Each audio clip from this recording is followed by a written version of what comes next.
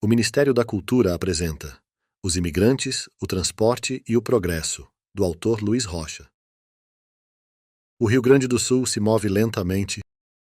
Quando os primeiros raios de sol do século XIX iluminaram as planícies, recortando as montanhas no céu azul daquela capitania do Rio Grande de São Pedro do Sul, o estado estava deixando de ser uma região virgem habitada apenas por indígenas. Durante um período de 50 anos, os conflitos foram frequentes, assim como os tratados, feitos e desfeitos o mais rapidamente possível. Nessa época, as fronteiras do estado foram desenhadas tais quais são hoje, tendo também sua posse definitiva assegurada pelo Reino de Portugal. Os espanhóis já haviam sido expulsos, as reduções jesuíticas desmanteladas, os povos indígenas perseguidos e massacrados, ocasionando a diáspora que deixaria depois, como legado, entre outras coisas, o galpão crioulo, o fogo de chão e a hospitalidade do gaúcho, além de uma infinidade de causos e histórias eternizados pela cultura rio-grandense. Um Rio Grande do Sul, então só de portugueses, baseava sua economia no charque e no trigo, e ao final da primeira década dividia-se em 4 municípios: Porto Alegre, com uma área de 21.173 km², Rio Grande, com 40.994 km², Rio Pardo, o de maior extensão territorial, com 156.803 km², e Santo Antônio da Patrulha, com 34.184 km², segundo a Revista do Arquivo Público do Rio Grande do Sul, em sua segunda edição, de abril de 1921. Nesse período, 1808, as exportações mostravam cifras altas para a época: 1.000 arrobas de charque por ano, vendidas, principalmente para o centro e o norte do país. Lembrando que uma arroba equivale a quase 15 quilos, 390.816 alqueires de trigo em grão. Além do gado vácuo, cavalos e muares que eram levados para São Paulo pelas tropas, em uma quantidade que chegava a 30.000 cabeças por ano. Nesse mesmo ano, houve a abertura dos portos às nações amigas, o que aumentou ainda mais as exportações gaúchas, principalmente para a Inglaterra. As charqueadas foram bastante beneficiadas, sobremaneira as situadas nas margens do Canal de São Gonçalo, que une as Lagoas dos Patos e Mirim.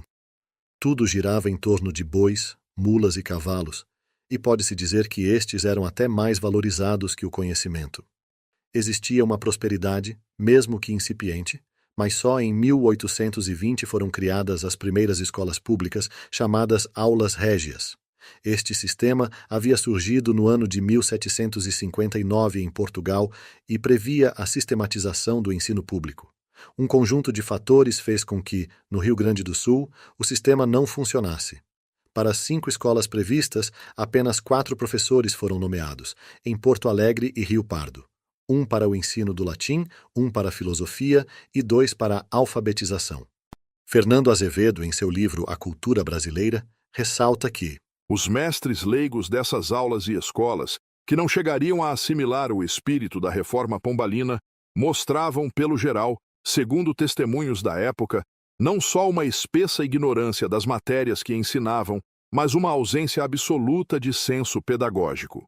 A reforma pombalina a que se refere Azevedo tinha 3 objetivos principais: trazer a educação para o controle do Estado e assim minimizar o poder da Igreja, secularizar a educação e padronizar o currículo.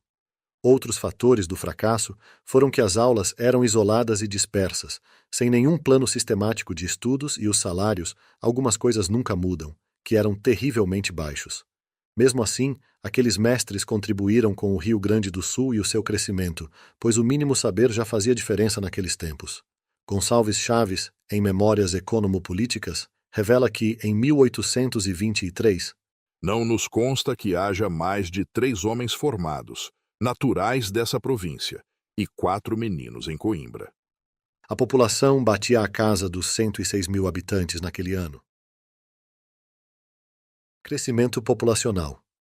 Nas primeiras décadas do século XIX, a população estimada saltou de menos de 70.000 habitantes para 434.813 em 1872, quando foi feito o primeiro censo, chamado de Recenseamento da População do Império do Brasil.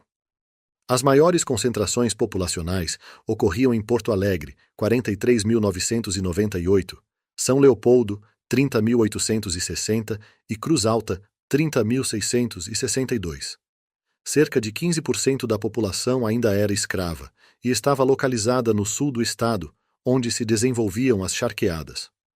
Um dos fatores que contribuiu para esse crescimento populacional foi a imigração alemã, que somou cerca de 20 a 28 mil imigrantes a partir de 1824. Esta imigração tinha como objetivo primordial substituir a mão de obra escrava africana e aumentar o contingente de combatentes para lutar nas Guerras do Prata. Não pode ser esquecido também o desejo das elites de branquear a população brasileira, na época composta em sua maioria por indígenas e negros. Dos 70 mil habitantes contados no início do século, havia 20.611 escravos e 32.300 brancos. Nessa primeira metade do século que transformava o Rio Grande do Sul, misturando cores étnicas, culturas e o sangue das inúmeras guerras, sobretudo dos 10 anos da Revolução Farroupilha, tudo se movia lentamente. O gaúcho Irineu Evangelista de Souza, o barão de Mauá, hoje patrono dos transportes, nasceu em Arroio Grande, na época distrito de Jaguarão. Ainda menino, estava atrás de um balcão no Rio de Janeiro, décadas antes de construir, em 1854, a Estrada de Ferro Mauá, primeira linha férrea brasileira, explorar os rios Amazonas e Guaíba com seus barcos a vapor, instalar iluminação pública a gás no Rio de Janeiro, capital do Império, criar o Banco do Brasil e prover a instalação de um cabo submarino telegráfico entre a América do Sul e a Europa. Enquanto o empreendedorismo latente do menino Irineu esperava os anos passarem para colocar o Brasil na linha da Revolução Industrial, entre guerras, revoluções e escaramuças, movido somente pelos músculos do boi, o Estado tinha ainda forças para prosperar. Os serviços de barca e navegação fluvial também tiveram impulso significativo somente na segunda metade do século, apesar de terem tido uma sensível melhora no seu início, principalmente nos rios Jacuí, Pardo e Taquari. O comércio prosperava nas 3 maiores cidades de então. Rio Grande, através do porto, escoava toda a produção da capitania por via marítima. Os barcos voltavam carregados de sal, que era consumido em enormes quantidades nas charqueadas.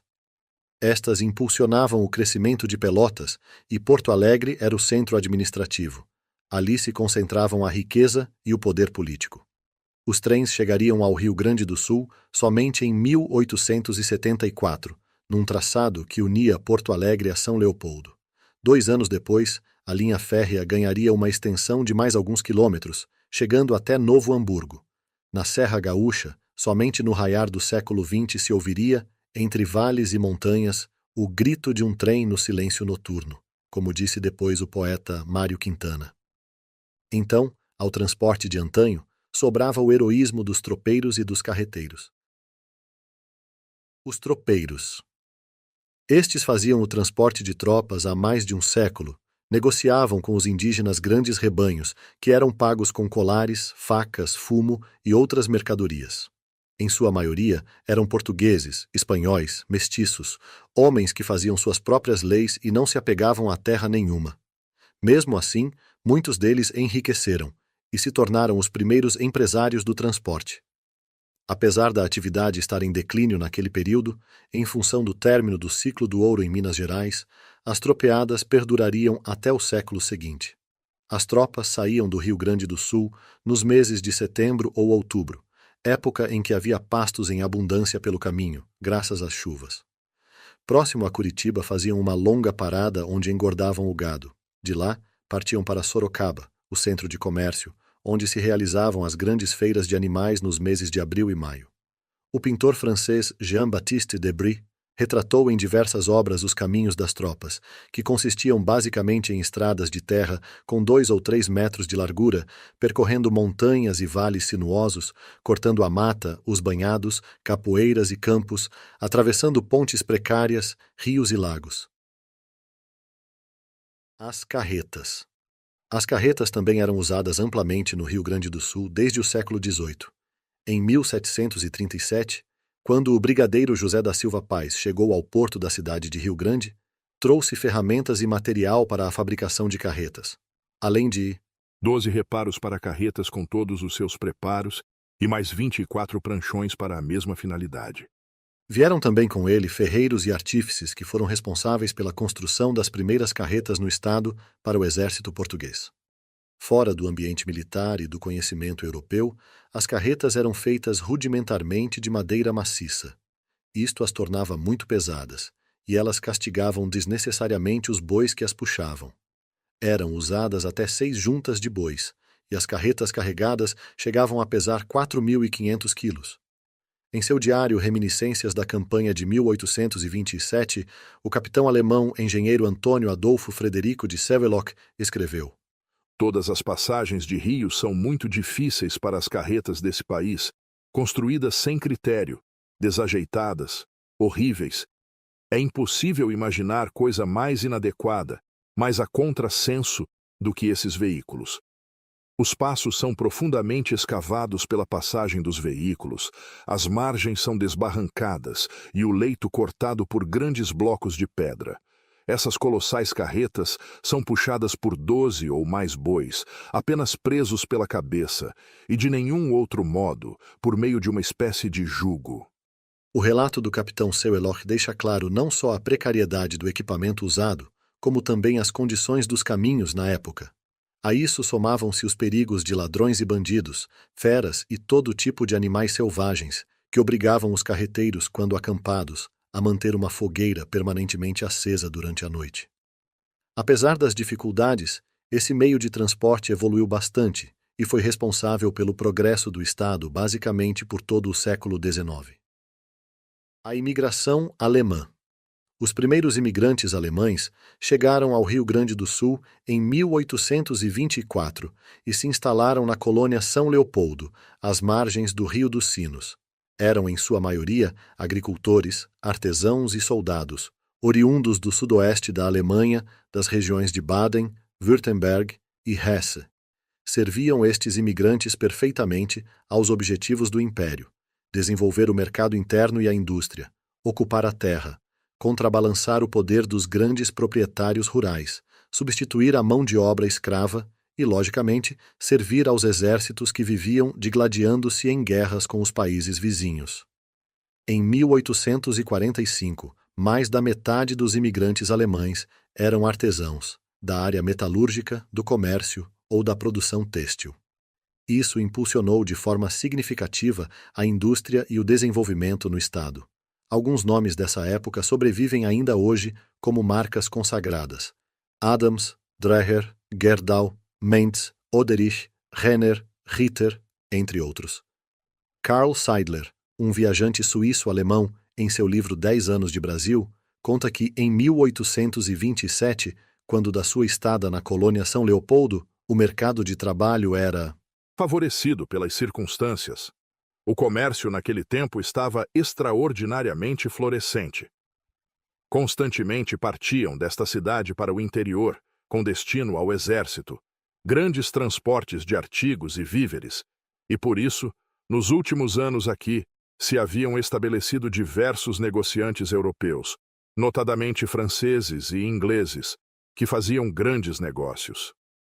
Aqui existiam a esse tempo operários alemães, como marceneiros, alfaiates e sapateiros, em grande número, e todos prosperavam, pois de bom grado pagava-se a um operário alemão o dobro do que se pagava a um nacional, pois aqueles ainda tinham fama de hábeis e infatigáveis.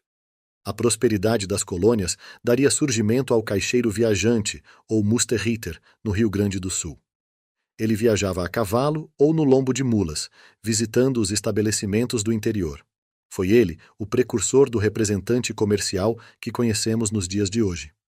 Paralelo ao crescimento econômico, os imigrantes alemães também impulsionaram culturalmente o Estado. Em 1852, já publicavam o periódico Der Kolonist e tinham 24 escolas, quase em sua totalidade vinculadas à Igreja, católica ou protestante.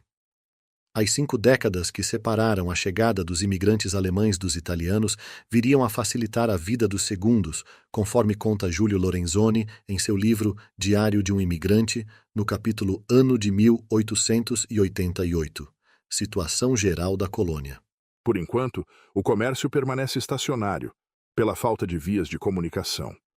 Com tudo isso, os preços são módicos, e as casas alemãs de Porto Alegre, desde o princípio, a oferecer crédito especial aos nossos improvisados negociantes aqui na colônia, seu lucro era de 100% e com ele viviam bem. Mais adiante, Lorenzoni reafirma: Por amor à verdade, quero repetir aqui o que já escrevi mais acima. As principais casas atacadistas alemãs que negociavam naquele tempo, não só em Porto Alegre, mas também em São João de Montenegro e São Sebastião do Caí, abriram-nos créditos generosos, com que muito contribuíram para o progresso do comércio neste centro colonial.